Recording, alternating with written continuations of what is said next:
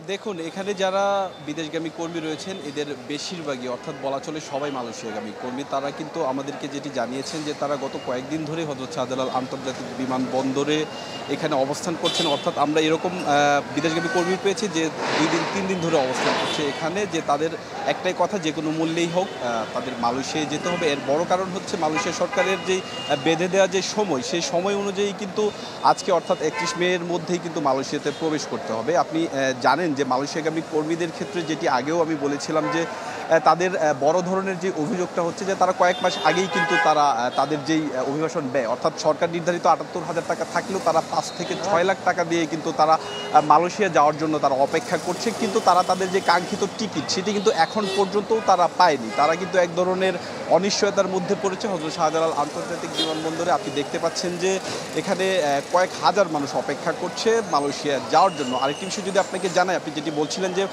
মালয়েশিয়াগামী একটি বিশেষ ফ্লাইট অর্থাৎ বাংলাদেশ বিমানের একটি ফ্লাইট, সেটি সন্ধ্যা ৭টা ১৫ ছেড়ে যাবে, সেটি বিশেষ ফ্লাইট বলা হচ্ছে। প্রবাসী কল্যাণ মন্ত্রণালয় একই সাথে যে রিক্রুটিং এজেন্টদের সংগঠন রয়েছে বায়রা, সেই বায়রার পক্ষ থেকেও কিন্তু জানানো, তাদেরকে নিয়েই কিন্তু এই সিদ্ধান্ত নেওয়া হয়েছে। যেহেতু যাত্রীদের অনেক চাপ রয়েছে বিমানবন্দরে, সেজন্য তাদেরকে যত দ্রুত সম্ভব যত দ্রুত সময়ের মধ্যে পাঠানো যায় সেটি একটি বড় চ্যালেঞ্জ হয়ে দাঁড়িয়েছে এই মুহূর্তে। আরেকটি বিষয় যদি আপনাকে জানিয়ে রাখি, হযরত শাহজালাল আন্তর্জাতিক বিমানবন্দর থেকেও কিন্তু এখন পর্যন্ত যেটি আমাদেরকে জানানো হয়েছে যে ৩টি ফ্লাইট ছেড়ে গিয়েছে এরই মধ্যে।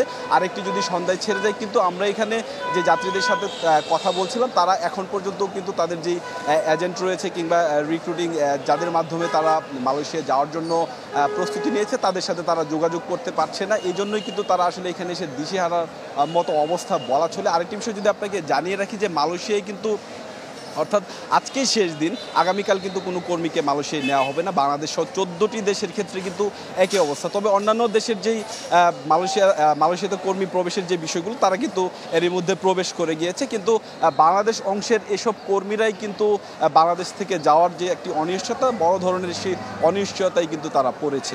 ধন্যবাদ। দর্শক, শাহজালাল বিমানবন্দর থেকে সম্রাট হোসেন আমাদের সাথে যোগ দিয়েছিলেন।